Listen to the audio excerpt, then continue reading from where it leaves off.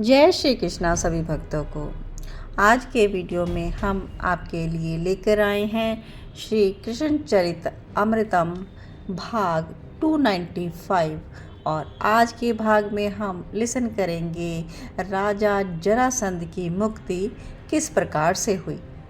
पिछला रिकैप देख लेते हैं। पिछले भाग में हम श्रवण कर चुके हैं कि श्री कृष्ण ने युक्ति बताई है पांडवों को और कहा है भीम के द्वारा जरासंध का वध होगा, लेकिन भीम हम जरासंध के पास ब्राह्मण बनकर जाएंगे, तुम अकेले नहीं जाओगे, अर्जुन भी जाएगा तुम्हारे साथ और मैं भी जाऊंगा। हम ब्राह्मण वेश बनाकर जाएंगे और उससे जब डिमांड करेंगे कि हमें युद्ध का दान दे दो तो वो मान जाएगा और तुम उसका वध कर देना। तो आइए आज के भाग में हम श्रवण करेंगे जरासंध का वध। तो इस प्रकार से सभी तीनों गए हैं ब्राह्मण का वेश धारण करके और जरासंध से कहते हैं कि हे राजेंद्र, पहले तुम वचन दो कि हम जो तुमसे मांगेंगे वो दोगे। जरासंध जैसे ही अपने कर्मों से निवृत्त हुआ तो उसने ब्राह्मणों को दान देना था। तो यहाँ एक ब्राह्मणों का ही प्रवेश जो था बिना रोक टोक के था और आज प्रातः विप्रों की पंक्ति बहुत ही बढ़ गई। सबको दान दे दिया मगध नरेश ने और जो मांगा वही दिया। अब जरासंध के महामंत्री ने कहा, चलिए राजेंद्र, अब और कोई नहीं है। जब ऐसा कहा तभी देखते हैं कि तेज चाल से चलते हुए 3 ब्राह्मण सामने से आ रहे हैं। रुकिए, सामने से 3 ब्राह्मण आ रहे हैं। जरासंध ने देख लिया था और ब्राह्मणों के प्रति श्रद्धा से वो रुक गया और कहता है, आपके दर्शन पाकर हम धन्य हो गए। उन तीनों ब्राह्मणों में से जो सांवरे रंग का ब्राह्मण था वही हाथ जोड़ते हुए बोला, अरे ये कैसी बातें कर रहे हैं आप ब्राह्मण हैं, हम क्षत्रिय, आपके दर्शन से हम धन्य हो गए। जरासंध कहता है, पर समय उसके पास आज ज़्यादा नहीं था और वो समय गंवाना चाहता था, इसलिए वो मूल बात में तुरंत आ गया। आपको क्या दूं, जो चाहिए मांग लो। कितनी विनम्रता, ऐसा दानी आज तक ना देखा ना सुना। वो सांवरा ब्राह्मण ही बोला, बलि रंती देव, सबको तुमने पीछे छोड़ दिया है मगध नरेश, पर मैंने आपको देखा नहीं। जरासंध सोचने लगा उस सांवरे ब्राह्मण को देखकर।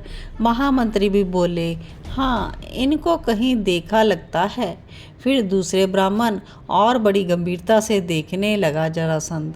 आप अपने हाथ दिखाओ, गौर वर्ण के ब्राह्मण को कहा। जब हाथ दिखाए, हाथों को छुआ जरासंध ने। तुम ब्राह्मण होकर धनुष भी चलाते हो?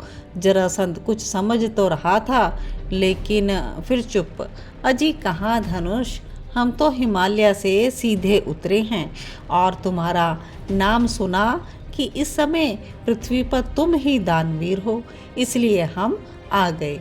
अब हम जो मांगे दे सको तो दो, नहीं तो हम जा रहे हैं। सांवरे ब्राह्मण की बात वो दोनों मान रहे थे और वापस लौटने लगे।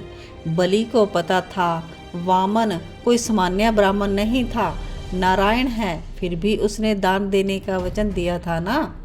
तो सोचा, जरासंध बोल उठा, मांगो क्या चाहिए। तीनों ब्राह्मण रुके और मुड़कर बोले, ऐसे नहीं तो फिर कैसे? जरासंध ने पूछा, हे राजेंद्र, पहले तुम वचन दो कि हम जो भी मांगेंगे तुम दे दोगे। जरासंध हंसने लगा, हाँ जो मांगोगे वही दे दूंगा, वचन देता है यह जरासंध तुम्हें। और अब सांवरे ब्राह्मण ने गंभीर होकर कह दिया, तो हमारे साथ युद्ध करो हे मगध नरेश। युद्ध और मेरे साथ? फिर हंसा। जरासंध बोला, वचन दिया है पूरा करूंगा, मैं युद्ध करूंगा तुम लोगों में से एक के साथ, पर तुम ब्राह्मण नहीं हो। जरासंध फिर उस सांवरे ब्राह्मण को देखने लगा, और तुमको तो मैंने कई बार देखा है, पर कहाँ? ये जरासंध सोचने की कोशिश करता है। हम तीनों में से एक को चुनो और युद्ध करो जरासंध। वीर लोग मात्र बातें नहीं बनाते। सांवरा ब्राह्मण अब गंभीर होकर बोला। पर ब्राह्मण युद्ध के लिए इस तरह? हम ब्राह्मण नहीं हैं। हाँ, मैं भी तो वही कह रहा था कि फिर तुम कौन हो? जरासंध पूछता है। ये है अर्जुन। अब साफ साफ परिचय देने लगे। ये अर्जुन है, ये भीम। जरासंध चौंक गया। ये लोग यहाँ पर? और तुम कौन हो? उस सांवर ब्राह्मण से पूछा। हंसे। मैं? मुझे नहीं पहचाना जरासंध? अच्छा बताओ तो मामी कैसी है? मामा जब से गए हैं मामी के दर्शन ही नहीं हुए। अच्छा, अब तो जरासंध के हृदय की धड़कनें बढ़ गई। कृष्ण, चलो मुझे पहचाना तो। जरासंध ने अपने अंदर के भय को छुपाया और जोर से हंसने लगा और कहता है, मैं भगोड़ों से युद्ध नहीं करता, इसलिए तुमसे नहीं। श्री कृष्ण हंसे। एक बार मैं भागा तो तू मुझे भगोड़ा कह रहा है? तू तो 17 बार मुझसे भागा है। चलो छोड़ो इन बातों को। अब ये बताओ कि भीम और अर्जुन में से किससे लड़ोगे? जरासंध बोला, भीम से। मैं युद्ध करूंगा भीम से। अर्जुन मेरी गदा का प्रहार सह नहीं सकेगा। ठीक है, फिर युद्ध की तैयारी हो, मल्ल युद्ध की। जरासंध कहकर अपने साथ ही श्री कृष्ण अर्जुन और भीम को ले गया। सभी को अपने महल में ही इसने ठहराया। अब नेक्स्ट डे मल्ल युद्ध था। जरासंध और भीम दोनों उतरे मैदान में। कृष्ण और अर्जुन ने मिलकर तालियां बजाई। युद्ध शुरू हो गया। कभी भीम पछाड़ रहा था जरासंध को तो कभी जरासंध भीम को। दोनों का युद्ध अब बराबरी पर था। भीम थकने लगा पर उसे पछाड़ा। भीम की हड्डियां बोल उठी। दूसरी बार भी जरासंध ने भीम को उठाकर पछाड़ा। ऐसे तो मर जाएगा भीम। सभी परेशान हो उठे। द्वारकाधीश भी परेशान हो गए। भीम उठो, प्रहार करो, मुष्टिक का प्रहार करो। अर्जुन भी चिल्ला रहे थे, पर मुष्टिक तो जरासंध ने ही भीम को मार दिया। कुछ नहीं होगा भीम से, अर्जुन वो हार चुका है। इतना बोलकर कृष्ण जाने लगे। पर जा क्यों रहे हैं हम? अर्जुन पूछता है। क्योंकि आज का युद्ध यही विराम है। श्री कृष्ण के इतना बोलते ही शंख बज उठा और भीम जैसे तैसे उठा और कुछ दूर एक वृक्ष के नीचे जाकर बैठ गया। अब श्री कृष्ण दौड़े उसके पास पहुंचते हैं। भीम कुछ नहीं बोला, बस करहाता रहा। चोट वीरों के अंगों की शोभा है ना भीम? श्री कृष्ण मुस्कुराकर बोलते हैं। भीम ने देखा एक बार गोविंद की ओर। मुझे नहीं लगता ये जरासंध मुझसे हारेगा। फिर क्या सोचा है तुमने? अभी भी श्री कृष्ण मुस्कुरा ही रहे थे। भीम कहता है कि मैं एक क्षत्रिय हूँ और भाग नहीं सकता, चाहे मर ही जाऊँ। तो कृष्ण कहते हैं, भाग जाओ ना। क्यों? प्राण महत्वपूर्ण है। कटे पर क्यों नमक छिड़क रहे हो गोविंद? भीम कहता है। तो अच्छा सुनो। श्री कृष्ण कहते हैं कि मैं तुम्हें एक कहानी सुनाता हूँ। अद्भुत है। कहानी किस लिए? मुझे नहीं सुननी कहानी, आप जाओ। पहले कहानी तो सुनो भीम, अच्छी कहानी है। श्री कृष्ण बोले और बिना किसी भूमिका के किसी राजा की कहानी सुनाने लगे। एक राजा था, उसकी 2 रानियां। राजा दोनों ही रानियों से बड़ा प्रेम करता था, किंतु भीम उस राजा की कोई संतान नहीं थी। भीम अपने केशों को खुजाने लगा, उठकर खड़ा हो गया, पर श्री कृष्ण ने उसे यह कहकर बैठा दिया कि वीरों में धैर्यता होनी चाहिए। अब फिर भीम बैठ गए और सुनने लगे। एक ऋषि वृक्ष के नीचे तप कर रहे थे, तो राजा उधर से निकला और वृक्ष का फल भी उसी समय गिरा राजा के सामने।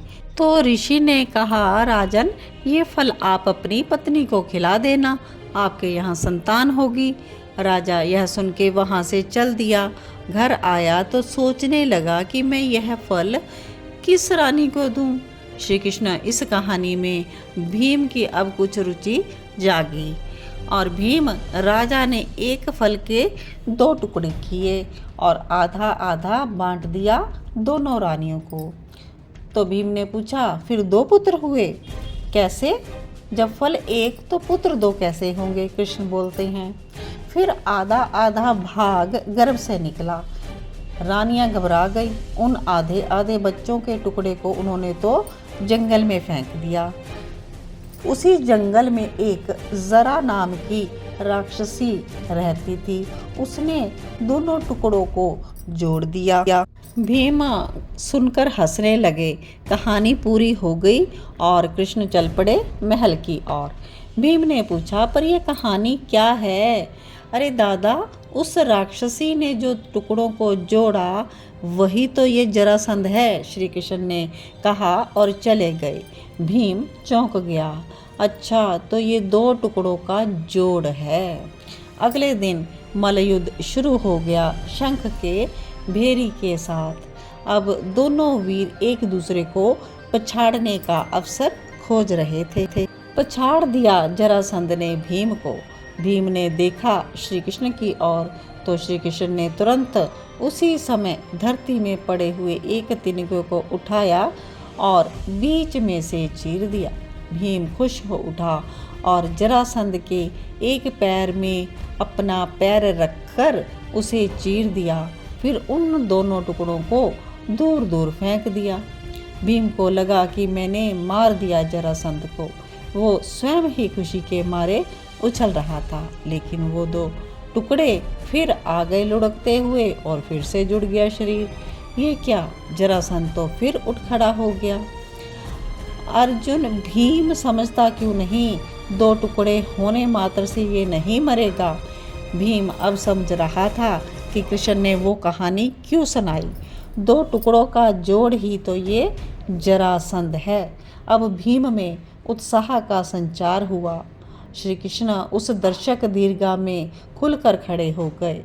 जरासंध ने जब देखा कि श्री कृष्ण खड़ा हो गया है, अब ये जरूर कुछ करेगा, और वो डर गया। अवसर देखकर भीम ने उसे पछाड़ दिया। कृष्ण जी ने फिर एक तिनका उठाया और चीर कर विपरीत दिशाओं में फेंक दिया उन टुकड़ों को। अब श्री कृष्ण की बात समझ गए। जरासंध के एक पैर पर अपना पैर रखा भीम ने और दूसरे पैर को पकड़कर चीर दिया। इस बार उन चीरे हुए टुकड़ों को विपरीत दिशाओं में फेंक दिया। हाँ, टुकड़े लुढ़कते हुए आए, पर विपरीत दिशा में होने के कारण जुड़ ना सके और जरासंध मृत्यु का ग्रास बन गया। तो इस प्रकार से जरासंध का वध 18वें बार हुआ। 17 बार तो वो भाग गया था और भीम के द्वारा जरासंध का वध इस प्रकार से हुआ। आप सभी ने यह कथा सुनी। तो पांडवों के द्वारा सभी राजाओं को अब पराजित कर लिया गया है। तो नेक्स्ट भाग में हम श्रवण करेंगे कि राजसूय यज्ञ किस प्रकार से होता है, राजसूय यज्ञ की तैयारी पांडव कैसे करेंगे। तो सभी जुड़े रहें कृष्णा डिवोशन चैनल के साथ। आप सभी श्री कृष्ण चरित अमृतम श्रवण कर रहे हैं, भगवान की लीला कथा का अमृत आस्वादन कर रहे हैं। जय श्री कृष्ण।